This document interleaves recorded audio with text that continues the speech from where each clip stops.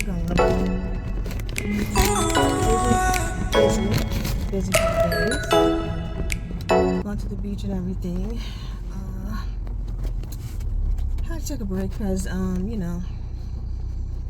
sometimes I think, living in one area puts you in one mindset.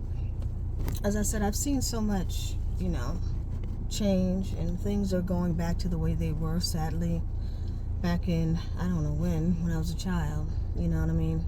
80s, really, I think, where there's a lot of white supremacy and a lot of sentiment that's really weird. And I feel it, in whatever area I go to sometimes, but I can tell that it's growing and it's larger than what it was before. It's very strange. And when I say strange, not being naive and saying strange, I mean strange as in peculiar, like as if we wouldn't notice, you know what I mean? Like Orwellian, type of feeling. Like these are unnatural, and I know it sounds weird, but they're just unnatural beings, you know what I mean? Because common sense would tell you that your behavior can be detected if you're, connected to white supremacy. But you can tell it's the white privilege and the this, the that, the third, It's very obvious. I mean, perhaps, I don't know, they, feel like African Americans don't have good levels of education, but I think it's more so a power play. And you would expect more of that with Trump than with Biden, but because there is so much liberalism with Biden, people can get away with more. And I know I explained to you guys again how I really don't like liberalism. I'm a liberal-minded person. I'm open-minded about a number of things, and I don't care what color you are. But truth be told, you can get a lot more past people by pretending to be a liberal than to be just a straight-up bigot, right? A lot more. And these people are quiet. Kind of like stalkerish. Not even kind of like stalkerish. They are stalkerish, right? Where white supremacy would have gone had we let it stay at its peak in the 80s, right? But we had to turn around with the 90s and all of the fight the powers and all of the things that were threatening, and they kind of dissipated, and they really got scared. And with the new movements coming up in a different world and all of these things, there was a huge black moment there in the 90s, and then the thousands, everything kind of died down, where black folk were trying to find their way.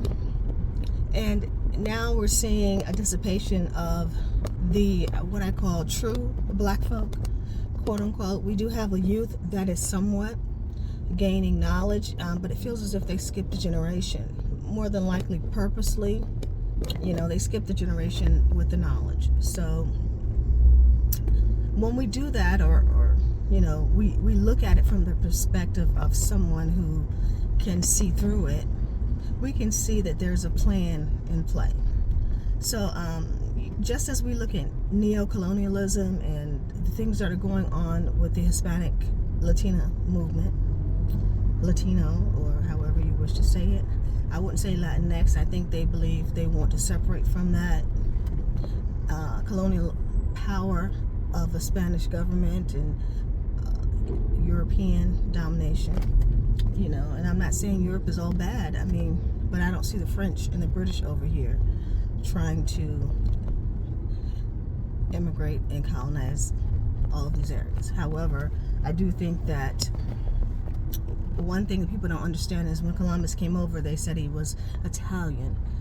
But then when you look at the literature, you realize that he was both, perhaps Italian and Spanish, because it was very popular for the Spanish to cover themselves with an Italian surname, because that's the way you were able to sail if you had the proper credentials. So, and that was credentialing at that point. So yeah. But yeah, what I'm saying is, I'm not trying to be a bigot against Spanish people. I have no prejudice against anyone, or Hispanic folk, or Latino, or any variation thereof. We all know there was slavery, and there was a lot of people who were caught in the middle there, who became, via a process of slavery, part of the Hispanic community. And that colonialism is widespread, from the Caribbean to even parts of Africa and also to the United States. And that's why it's so significant. Not because of the culture, because I don't care what culture it is, if it has that type of widespread identity, right? Even if their identities are fractured, they're still considered closer to white in, I'd say, 90% of any type of situation. If we're talking about the Black Latino or the Latina or, the African or whatever, it's still considered to be somewhat of a liberal, like I said before, a moot standing that is commensurate with no drama, if at the very least. At the very height, it's considered to be equated to somewhat of a higher form than just being a person who is a person of darker skin. Do you understand? Like, still that same colorism hierarchy, which many people try to continue to say, oh, it's the lighter people need to apologize. No, it's a hierarchy that was purposely put into place, and that hierarchy can continually go on and on and on and reinvent itself if we don't establish a way of getting rid of it. And it's being very subtly done. And that, to me, being the person that I am, being educated in sociology and psychology, tells me that, we need to pay attention to that. So it's like, pay attention to neocolonialism. It's not going to be like, I'm just going to come in and take up all your land, change your language. It's going to be subtle. Everyone is going to start, subtly changing over to that identity, and turn around and everything's going to be that. It's going to be something that's very subtle. And one way of doing that is to enhance white supremacy to a point where it'll be undetectable to be the majority minority, which is technically the term that we use when you are the majority minority. So that alone is dangerous in this country, to have a minority culture that is going to be very close to the white culture and then not be clearly defined in any sense of the word. It doesn't matter. These people are asleep today. I'm the one that had a busy weekend. It's crazy. Or I should say a busy last 2 days, because I don't care what day it is. If I'm going somewhere, I'm going somewhere. But as we clearly start to look at things, we can identify what is problematic. Now, the thing is, this is a very simplistic thing to identify. And the fact that they're not identifying it in discourse and in the government tells me there's a problem. This is the first thing they should have identified as being a problem within the minority community and also within the escalation of white supremacy. There is no clear definition between Hispanic, Latino, and the white community, because many Hispanic and Latino are white. That is something where it can be classified as other, and I can understand it can be taboo, but we are people who are professionals, and we need to look at things from a professional point of view. We're looking at numbers, we're looking at stats, we're looking at the effectiveness of what's going to happen with this policy and that policy. We're not looking at hurting people's feelings. I mean, this is just the way it is, and that's the way politics and government should be run. We have compassion for everyone. However, the reality is, if you're going to see a possibility of some type of violence, or what can be construed as violence, because as I said, it's going to be very subtle. Colonialism in many forms was nothing but violence.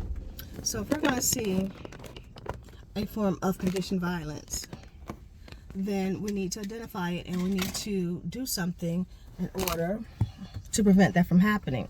That's what people do that are professional. That's what they're supposed to do. But instead, what I'm seeing is an escalation of white supremacy. I'm seeing an escalation of the ignoring of this particular problem, and that's really irking my nerve.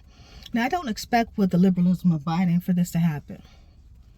And not just in political forums or in psychological understanding. I'm talking about in my personal life. I've seen it. It's very strange. And there is one component that over the years we have not personally, and I mean, I would say in Virginia and experiences that I've had, we have not had a lot of, and that's the interaction with white women.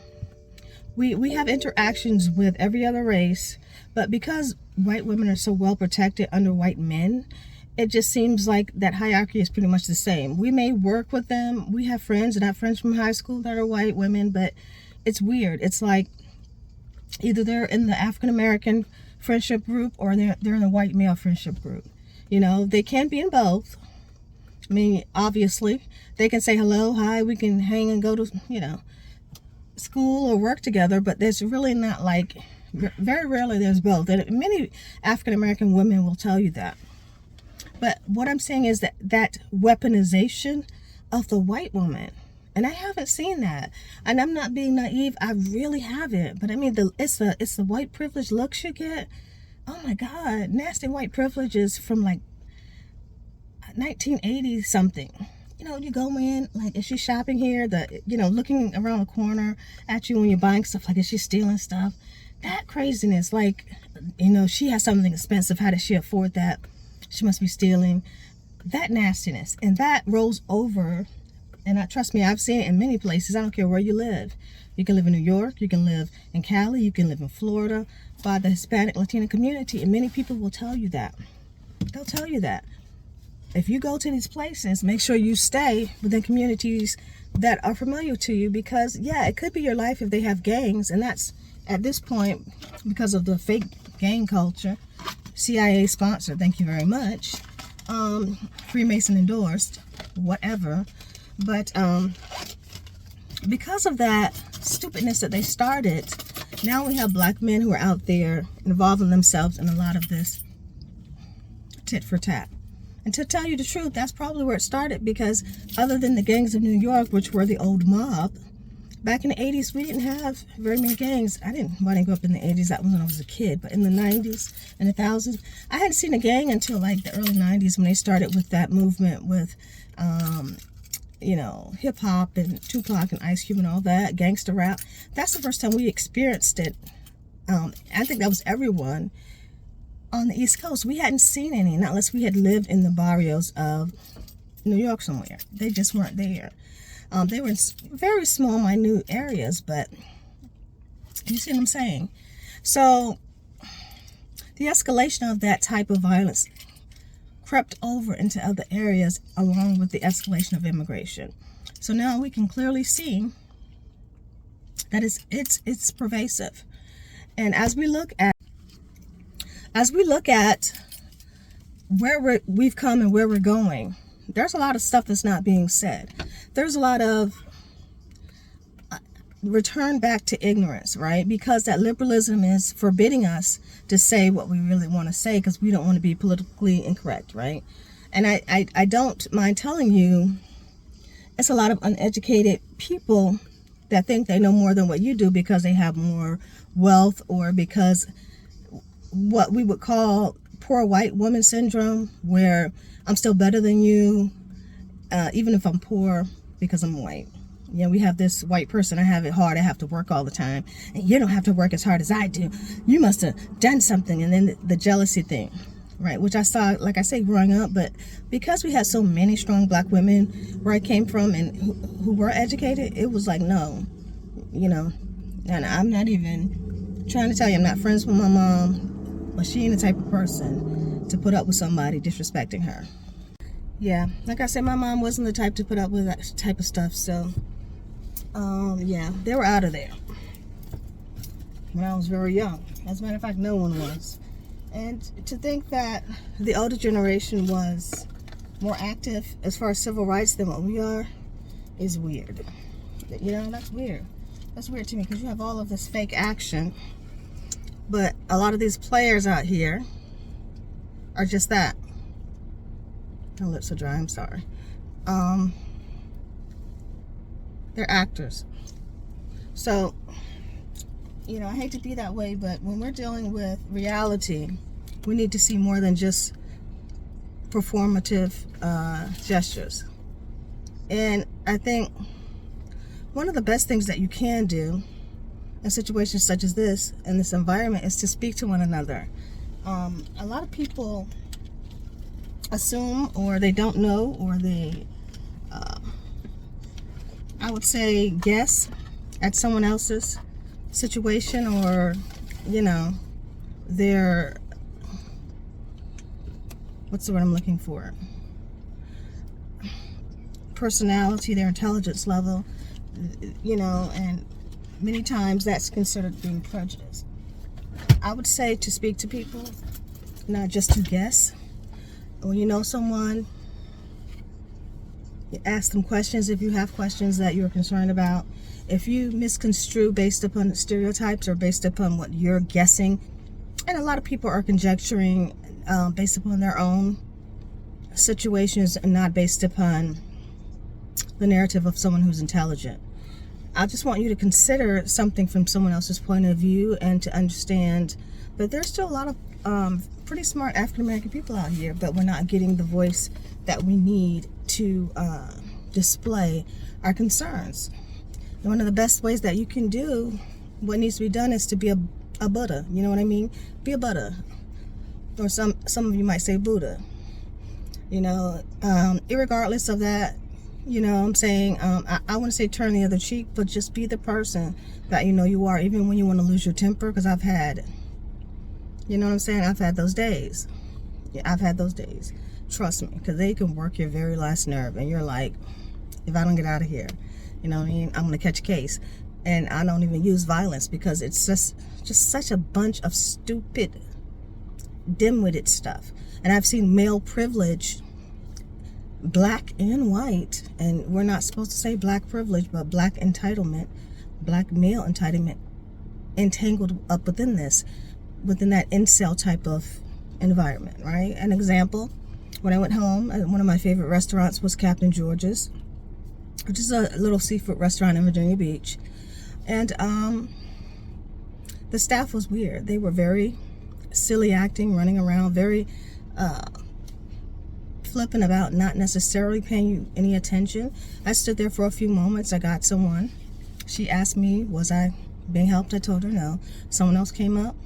Hey, I'm sorry, what's going on? Where are you? And there wasn't that many people in that restaurant to be that, because I really actually normally way better than that.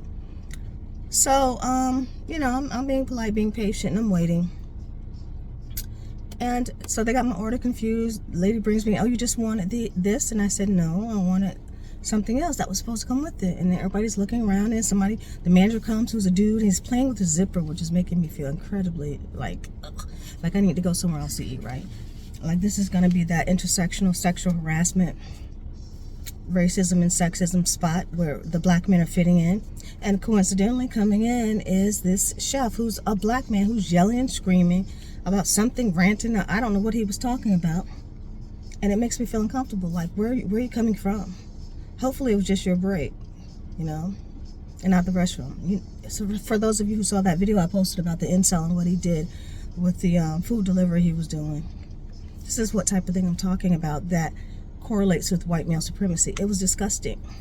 And the food, when I did get it finally after waiting 10 or 15 minutes of just standing there, and we had already placed the order online, by the way, and it had already been 15 minutes. So when I went in to pick it up, another 15 minutes just standing there awkwardly, you know, taking care of things on my phone. And this whole debacle is going on. I'm just trying to be polite as I possibly can. You know, first she gives me one, and I said, it's just one? And she's like, yeah. And I'm like, looking at the receipt, and I'm like, no, it's supposed to be two. I've eaten here before. So I would have went all the way to the car, I had to come all the way back, but I decided to open the bag and figure out they had basically gypped me. So this is what we're doing, 1980s type racism, right? And then we're combining black men in it who are immature or lacking in self-esteem, and we're pretending like it's okay because, you know, we can do that again. We can just start it all over again because maybe the youth doesn't remember what happened before. Now, admittedly, the 90s were violent, and that violence had to be used, and I stand by that because it was so pervasive that, you know, women were getting assaulted, women were getting attacked. So, as I said, we're going backwards. And it was to a point where I want to come up to you because I have white privilege, say what I want to say, do what I want to do, and you're not going to be able to do anything. And then it moved to the subtle, my best friend is black. Oh, I can do this because my best friend is black, right? Now, I hope we're not talking at this point about my partner's black, because if you have a partner and you're doing it, you should damn well know better. And we have many biracial people of many ethnicities in Virginia, and that has never been said to me, never been an issue. Because trust me, if you're with someone who's a different race, that person knows. I mean, and I think that even when you're in a group of people who are different races, ethnicities, we all knew too. We always used to say back in the day when we were kids, if we went out to eat, does anybody not eat this food? Okay, and that was a euphemism for if you don't like Chinese, you know, or you don't like Mexican, or you don't like this because you feel like it's ethnically going to put you in that position when you have to eat it, then we're not going there. And we have a lot of different ethnicities within the Black community. We had Black Hispanic people growing up. They didn't necessarily have as much prominence as African American communities, and they were often blended into, not with their actual race, but with the culture difference, right? Well, I guess we're all the Black race, but it's just a matter of cultural nuances. So, you know, they never really said, in a lot of different cases, they were Hispanic, because I guess they felt that that would stir up a lot of questions. But because we had so much trust in the actual understanding of culture being predominantly confrontational, we just didn't, you know what I'm saying? We didn't feel that it was something where we needed to do this. It just wasn't there. So now as we get older, we start seeing there's a lot of differences. People are raised differently. People have different moral and ethical values. People have different levels of education. People have different, and this is within, in and out of the Black communities, the people in and out of whatever age group, it doesn't matter. So we need to specify and have specification regarding exactly what we mean and exactly what we're saying. Because they'll take that perception, especially if they're envious of you, and make it into whatever they want. I mean, you don't know who you could be to somebody you don't know. I mean, you don't know what that person made up to somebody else that doesn't know you. Now, I do see that that's that deception area, and that's another place where white supremacy is moving in. You can always use deception in any type of situation. It will always work, unless you have a person that's perceptive that says, hey, wait a minute. Did you ask that person? Do you know for sure that that happened? Do you know that that's how that person feels? Are you sure? Because I know that person. I know that person would never do that. I know that person doesn't have a clue what you're talking about. I know that's a nice person, and he, she, whomever would never do that. And I know that despite, you know, having insecurities about folks, you have to be as honest as you possibly can in every situation. And it requires maturity, it requires patience, it requires stamina and practice. Everyone loses their temper, you know. I told you I'm working on my temper, because it is something where it's the little things. And I don't mean that in reference to colorism, you know, like the book. I mean in reference to the little things that happen where it's, you know, the racist paradigm creeping up. I guess these people had to go somewhere. I just thought they disappeared when they left Virginia. I don't know where they went, you know, Florida, whatever, you know. But what you're going to find is it's not really the people, it's the belief system that they're superior in whatever way. And generally it's financially, but it could be because of power, because of privilege, in a number of different areas. And you know, really don't have a voice unless you say to yourself, I'm going to speak out and say what I mean and mean what I say. And that's why I'm always like this, because I just don't feel that telling lies and telling mischievous, nonsensical, dim-witted, illogical myths are going to change anything until we all just basically say we're going to judge each other based upon, obviously not our skin color, but based upon our common understanding of just speaking to one another and understanding one another, if that makes sense. Just understand, don't assume, don't make up things, don't pretend. If you see someone busy, that they're stressed out or having a nervous breakdown, don't lie. If you don't understand something, you know, don't pretend you understand or make up that you understand. If you don't understand, say you don't understand.